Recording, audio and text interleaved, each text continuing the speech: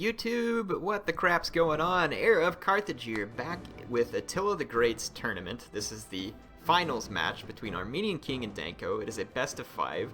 If you have not watched the previous 2 battles and you want to watch them before I spoil it for you and tell you what's happened there, then leave now and go watch the other 2. I'm going to give you a few seconds to actually close the video before I ruin anything. This is your time now to close the video. Okay, that was enough time. So, Armenian King versus Danko. Game 1 was Armenian King playing as Parthia to Danko's Armenia, and he did not pull off the victory. And then Game 2, Armenian King brings Armenia to Danko's Parthia and again loses, so it is 2-0 for Danko. And if Danko wins this match, then it will be it. He will win the tournament. And this match is going to have Armenian King as Rome versus Danko's Boii. This is a very classic matchup right now in my eyes. Classic in the sense that it is 2 sword-powerful factions, each having certain strengths, facing each other in what is no doubt going to be a battle of heavyweights. Now, I do feel like Boii overall is a little bit better than Rome, but some people may disagree, and I think it probably depends on how well you can use either one. Boii, though, one of the things why I think they have a nice advantage with Rome is these heavy horse. Again, great horsemen for the price, and Rome has very little answer to them. So he's brought, so Armenian King has brought an interesting cav line. Let's look at his infantry. So Armenian King's infantry. 2 Hastati on either flank, good units, potential meat shields as well. Up the center, it looks like we have 6 veteran legionaries. Solid choice for the center. Cheaper than Evocati, but almost as powerful. 3 legionary cav with 2 Saki Equites Extraordinari and a mercenary or an auxiliary elephant and a legatus. So no skirmishers for Rome. Ooh, whereas there's Celtic bowmen and skirmishers on the field for the Boii. That is going to be challenging for Armenian King. Already there's Levy Freemen on the field, which are very dangerous to elephants. Celtic warriors probably, which are also dangerous to elephants. No, I don't see the Celtic warriors actually. Interesting. So it looks like he's foregone the Celtic warriors in favor of heavier infantry. So let's take a look at his infantry. So 2 sword followers, Oathsworn, 2 more sword followers, Oathsworn. So 2 Oathsworn, 6 sword followers, 4 heavy horse. Looks like 2 Celtic skirmishers, 1 Celtic bowman, 3 Levy freemen. So this is going to be interesting. The keys to success for each player, let's kind of go through this. So Rome will win this if the Boii are denied their charges. And probably you're going to have to combine that with the elephants getting used well also. So the keys for Roman victory would be to control the Boii heavy horse, keep it from ruining any of your infantry, keep the skirmishers from getting into your elephants, and deny the Boii as many charges as possible. That's a tall order. It's easier said than done. And again, so the keys for the Boii would be the opposite. Use your heavy horse to devastating effect. Interrupt the Romans, give your men better charges by using them. Use your skirmishers to stop the elephants. Use the Levy freemen to make sure that your men have clear charges, or save them for the late game against cavalry and elephants. So again, we'll just kind of have to see how it plays out, and we're going to get into the action a lot faster here. Let's just kind of go into slow motion real quick. So Hastati going after Levy freemen here, and then we've got Legionary Cav popping out with Hastati leading the way. Saki Extraordinari making moves on either flank. Let's go into play, and I'll slow it down if we need to. Ooh, these Hastati are going to get wailed on by sword followers here. Unfortunate for them. And intelligently, whoa, these guys should be running. They're not running. Heavy horse is going to... Oh, that's bad for Armenian King. Nice interruption of the charge here from the Legionary Cav. Excellent move. Though he is going to start eating javelins, so he pushes forward after having knocked the Boii over. But now he's going to get trapped. And over here, Oathsworn, clean charge of veteran legionaries. That's going to go poorly for Armenian King. Clean charges for the sword followers here. Also not good for Armenian King. But here, the Oathsworn, no charge. That's going to go good for Armenian King. And over here, these sword followers ought to do poorly versus the veteran legionaries as well because they did not get a charge. Hastati coming in here. And then the elephants moving up on the flank. The Levy freemen are now committing to this battle, which is bad because this actually opens a path for the elephants, but the elephants still under huge threat from these skirmishers. Let's see how it's going on this flank. The heavy horse being dealt with over here by a combination of arms, but more heavy horse coming in. That's not going to go well for Armenian King, though the Hastati will mop up the Levy freemen. Oathsworn beating down veteran legionaries here, and then sword followers ganging up on veteran legionaries there. These Oathsworn, though, are not being used very well because they didn't get a charge, and these sword followers are already starting to crack. And then they're probably going to shield wall glitch here. They are. So they're kind of reforming into tighter formation and just getting hammered. So that's going to be good for Armenian King. This flank is not looking so good for Armenian King, and the elephants better be very careful here. Keep their distance from these Celtic skirmishers. The bows are out of range. So the elephant's still being held, but Armenian King's going to have cavalry left, or else he's going to have no way of getting to those skirmishers. Though the infantry fight here is not going as well for the Boyai as it could.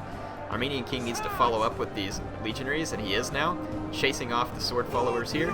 Elephants now have a line, as the legionary cav has temporarily tied down the skirmishers, and he's chasing I think he's chasing the bowmen here. His cavalry desperately trying to stay up with the bowmen. And in this case, it looks like the elephants are going to make it into combat, so this is not good for the Boyai. The scare effect is going to start hitting here. And the Celtic skirmishers here, though, are still potentially going to get javelins off. They do. Not enough to run the elephants amok. But if javelins keep coming in, it will run. Yep, the elephants are now amok. This is very bad for Armenian King. Let's see how the rest of actually, the battle in the center here has gone okay. These sword followers are buckling. The Oathsworn have broken through. These veteran legionaries are in big trouble. This flank fight, though, will eventually go in the favor of Armenian King. Over here, though, we've got Boyai Heavy Horse moving into the back lines. Elephants still rampaging. They're running amok, though they are spread out very thin, and so this javelin volley from the sword followers wasn't as concentrated as it could have been.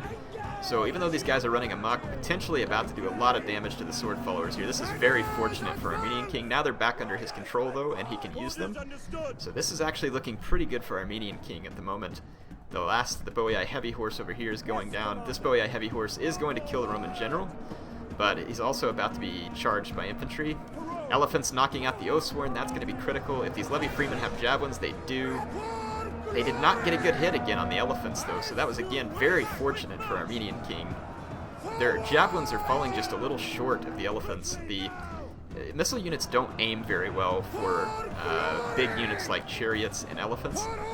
There they finally got a hit, and it's driven them amok. But, I mean, the damage is done to the Boyai at this point, and I don't know that they can survive this. Though this was a nice charge here by Danko. Catches these Saki Extraordinari without them getting a charge, so that's going to be pretty damaging.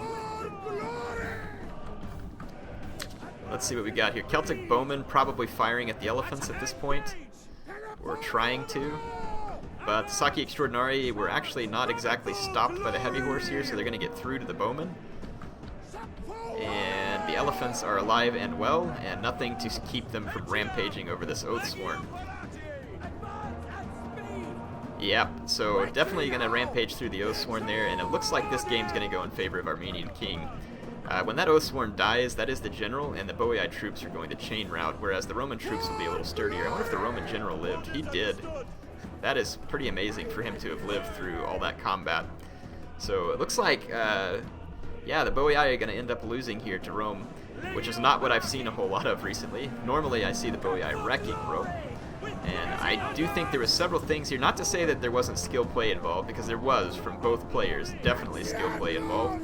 Armenian King, though, had some very fortunate circumstances where those javelins came up short of the elephants, and it really helped him because these guys got a lot of kills. And fortunately for him, too, Danko was not able to keep them running amok, and you can see it was still a pretty close fight, as to be expected against the Boyai. Interesting use bringing the shock cavalry to this battle. I don't know if they played a decisive role or not, but bringing plenty of cavalry to try and deal with enemy cavalry is a good idea because the Boyai can field the heavy horse, which are so good. The veteran legionaries for Armenian King, all but one getting over 100 kills, which is pretty nice. The Hastati, this unit getting a ton of kills, probably a Levy Freeman that was in there. And the others not so well, of course, because they were meat shields. His cavalry really not getting an outstanding number of kills, but if they were kills on skirmishers, then they were definitely worth it. The elephant's really saving his hide here, and if we look, this Oathsworn was rampaging nicely. This is the one that got no charge, and you can see without a charge, the Oathsworn do suffer versus the high-tier or higher mid-tier Roman infantry. Sword followers, though, some of them able to pull their weight. 218 kills here, 152 here. These units are dangerous, and all the heavy horse getting more kills than Armenian King's cavalry, but it wasn't enough in the end to turn the battle. think, again, the big key here was the skirmishers not being able to effectively bring down the elephants. And while the elephants were running amok, Armenian King did get that one really nice charge into the back of the sword followers. And again, those javelin volleys falling short were very key there. And again, not to take away from his skill here, because there was skill, again, from both players. So whenever I comment on this, I'm not trying to say up or down that one player was clearly necessarily everything better. And sometimes that will be the case. Sometimes one player will clearly outplay the other. In this one, I think both players did some good things. Both players made some mistakes. In the end, this came out in Armenian King's favor, and kudos to him. I think it was an interesting army pick versus the Boii. The elephants are a big risk, but they're kind of a necessary risk, because just in a straight-up sword fight versus the Boii, it does not usually go well for Rome. I also like that he brought extra cavalry to help deal with the Boii cav. So again, I think that was a pretty smart pick. Very good idea, though, to bring these skirmishers for Danko. And again, at the beginning of the game, I thought that was going to spell disaster for Armenian King. So I think that was a very smart pick, even though it didn't work out in the end. Anyway, hope you all enjoyed this. HeirofCarthage signing off for now. Hope you all enjoyed it. So Armenian King keeps the series alive. It is now 2-1 for Danko, and we'll be coming up on Game 4 tomorrow.